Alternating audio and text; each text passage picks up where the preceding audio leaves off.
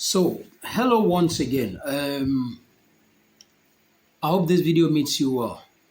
So, on my last video, I started talking about how we don't have to push all blames to God because God is a wonderful God and God has done all what He could have done for any humans, especially we Nigerians.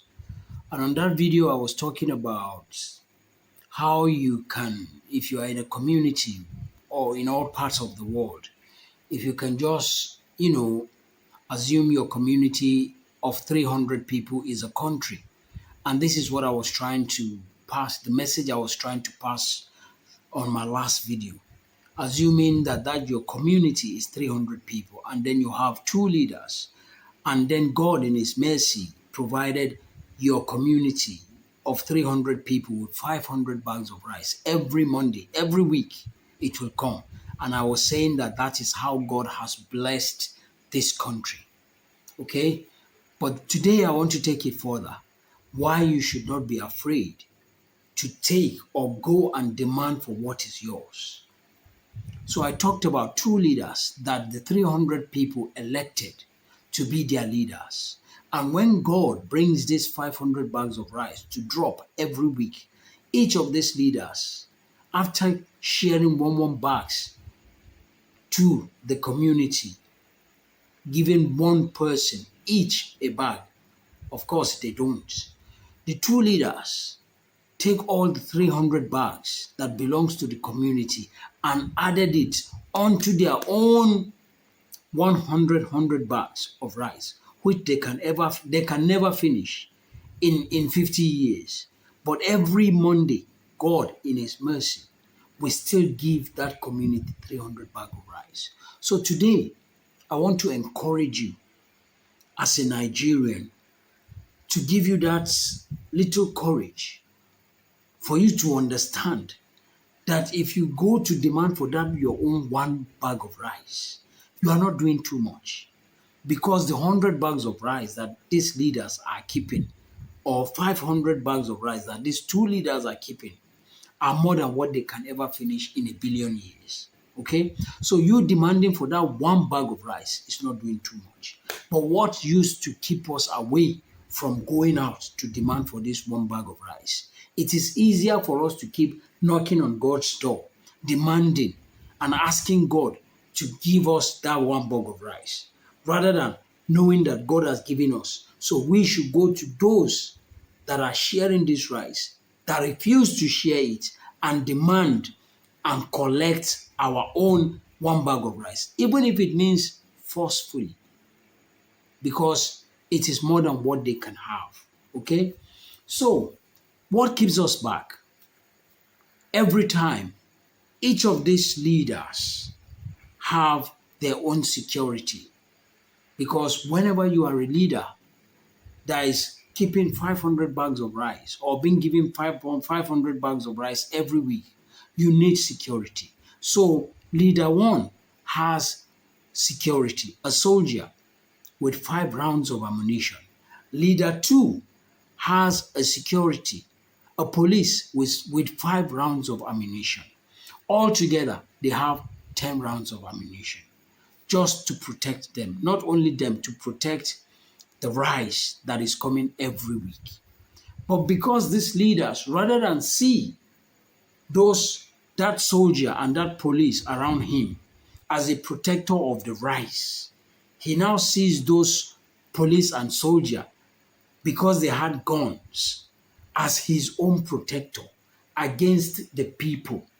So for the people not to come and demand for their own one bag of rice, this leader sees those soldier and police as his own personal security. But because this police and these soldiers, or this soldier, believes that the only way he can survive is by answering yes sir to these two leaders, and that is the only way he can also have his own extra rice to look after his family. So rather than join those 300 that are hungry, he will rather remain with that leader, even though he knows that the leader is doing the wrong thing. So how 300 people cannot go to two leaders because they have a soldier and a police with 5 rounds of ammunition each, altogether 10 rounds of ammunition, and we have 300 people. But nobody wants to die because they believe the moment they step up, those soldier and police can harm them or kill them with those guns. But because nobody wants to die, everybody would rather remain in that hunger. And that is what is happening in Nigeria. But I used to encourage people and tell people, the day you are ready, believe you me, that day one person will not die. I have gone round to preach these things, and a lot of people will tell me, oh, I don't want to die. Oh, why don't you go forward? You should be the one to be there first, and things like that. But I am encouraging people that you will not die. One thing I want you to understand is if you that they are doing, you don't know that they are doing you. Believe you me, these people that are doing you, they know that they're doing you bad. And every day, all they do is open their window to see whether you have reacted. But all they see is calmness. So they continue to cheat you. They continue to do all these things to you because they know you will never rise up. But I'm telling you tonight that you cannot die. They will not die. You will not die. But that one bag of rice that is yours, you will get it. So, 10 rounds of ammunition, and you have 300 citizens in hunger. Like I always said, 50 people from that community would have already been with the leaders because they give them some rice and some little things here and there. Another 50 or 100 are not bothered, like I said in my last video, because their business and family, everything is going on fine. And remember, I told you, for as long as the person next to you is not fine, you are not fine. It's just a matter of time. And that is why I encourage people. The day only 100 out of those 300 can have a unanimous decision that our hunger must end today. We are going to demand for that one bag.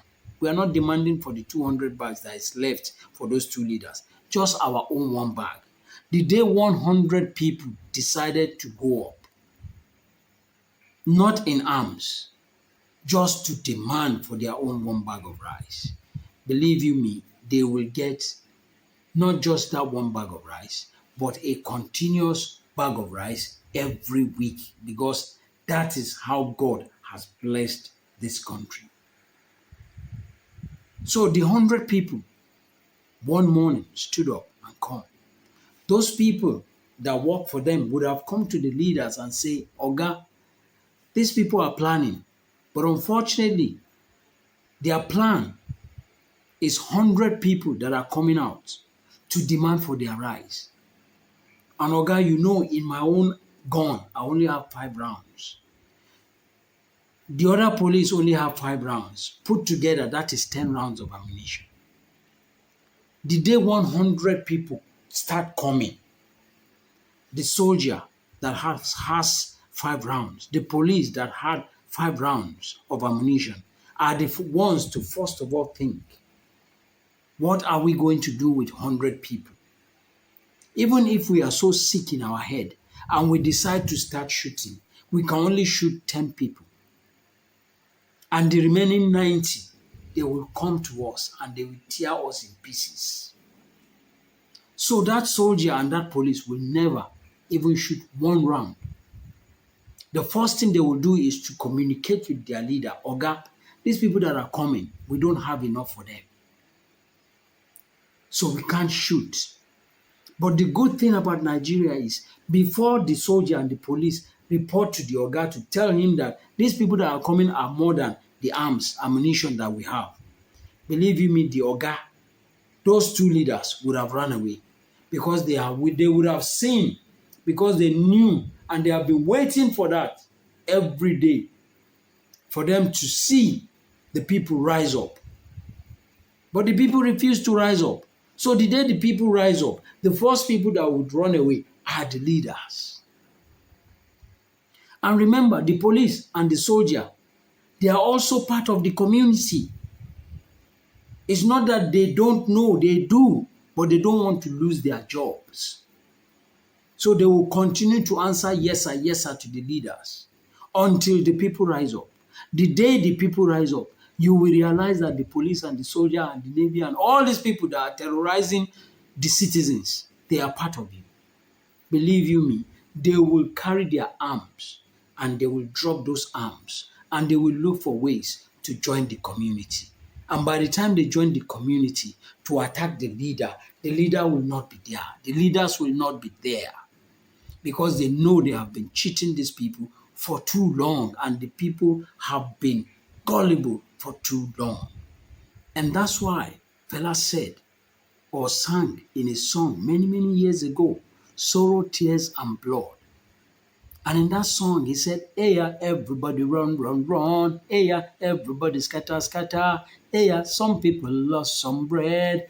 Someone near me die. Someone just die. Police, they come, army, they come. Confusion everywhere. Hey, 7 minutes later, all done cool down, brother. Police don't go away, army don't disappear. Them leave sorrows, tears, and blood. Them regular trademark. Them leave sorrows, tears, and blood. Them regular trademark.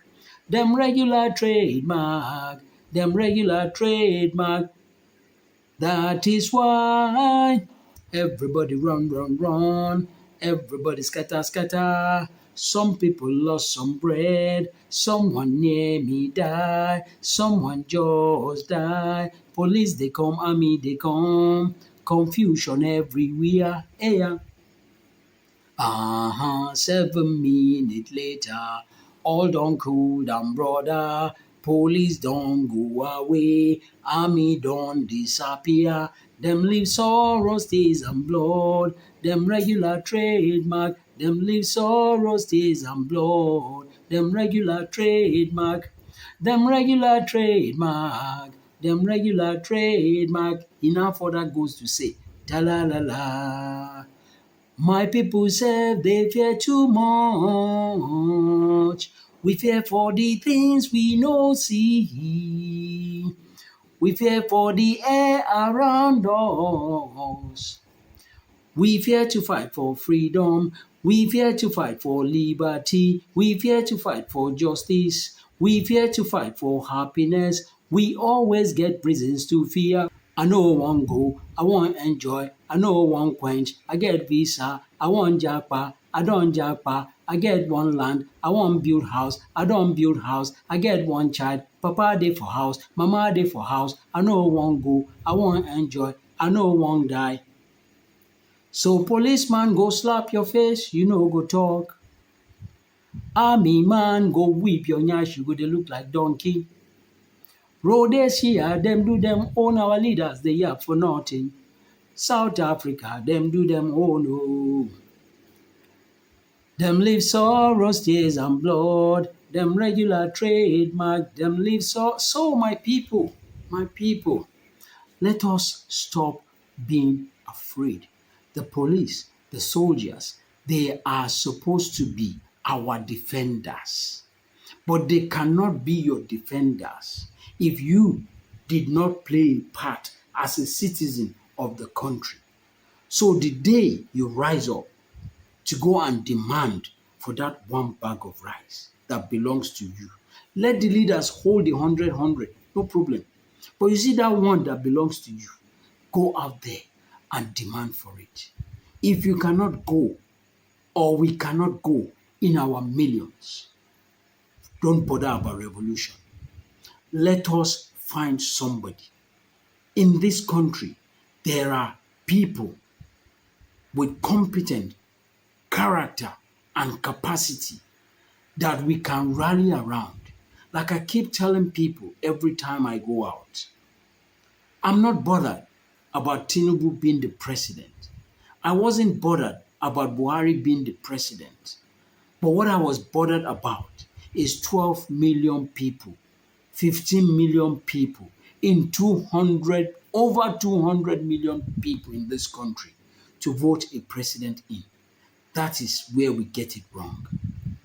And my number one goal is to see that the moment, even if that person is a devil, the moment we reach 100 million and we voted somebody in, believe you me, before that person takes any decision, he will think first about the 100 million people.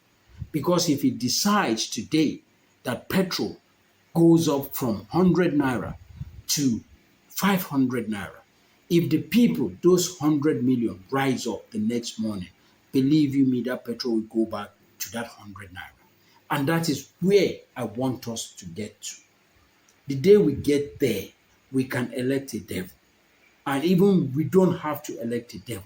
But whoever we want to elect will not spend a penny of his own money to get to where we want him to get to. We will write every single thing we want him to do when he gets there. And we will come out and vote him in our millions, in our numbers. And the day, or if he goes in there and do contrary to what we ask him to go and do, we will be on his back. We will get him out of there. So Nigerians, don't be afraid to die for what belongs to you. Because if we don't die now, we will die later. We are already dying today. If a 4-year-old boy, 4-year-old girl is in the bush and being treated the way they have been treated, this recent abduction, tell me, are you not already dying? I'll see you on the next video.